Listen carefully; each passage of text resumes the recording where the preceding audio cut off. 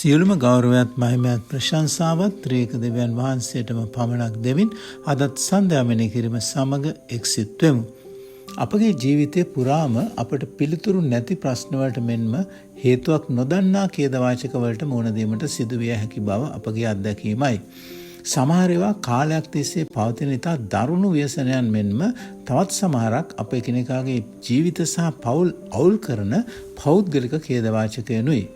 ඒවට හේතුව දැනගැනීමට අපට අවශ්‍ය වුණත් අපට පිළිතුරට වඩා තවත් ප්‍රශ්න ගොඩනැගෙන බවයි පෙනෙන්නට තිබෙන්නේ. නමුත් අප ඇයි අපට මෙහෙම වුණේ කියන ප්‍රශ්නය සමග පොරබදන විටදී පවා දෙවියන් වහන්සේ උන්වහන්සේගේ අඩු නොවන ප්‍රේමය අප වෙත දිගු කරන බව අපට දකින්නට ලැබෙනවා.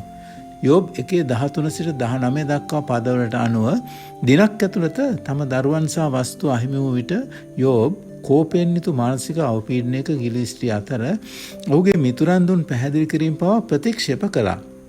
නමුත් කෙදිනක හෝ දෙවියන් වහන්සේ ඔහුට පිළිතුරු දෙනු ඇත යන බලාපොරොත්තුවෙන් නොසිටියා. යෝබ් 23:10 වෙනි පදයේ ඔහු කියන්නේ දෙවියන් වහන්සේ මා යන මාර්ගය දන්නාසේක උන්වහන්සේ මා පරීක්ෂා කළ කල්හි මම රන් මෙන් නික්ම එන්නෙමි යනුවෙනුයි. එක්තරා දේවසේවකයෙක් පවසා තිබෙන්නේ මතු දිනක පුද්ගලිකවද ඍජුවද දෙවියන් වහන්සේ අපට අත තබනු ඇත.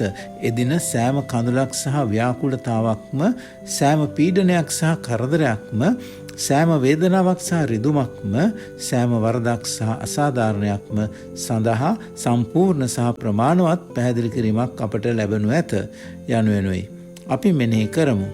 අද අපි ජීවිතයේ පිළිතුරු නැති ප්‍රශ්නවලට මුහුණ දෙන විට දෙවියන් වහන්සේගේ පොරොන්දු සහ ප්‍රේමය තුළ අපට විශ්වාසය සහ බලාපොරොත්තුව තබා උපකාරය ලැබිය හැකි වනු ඇති.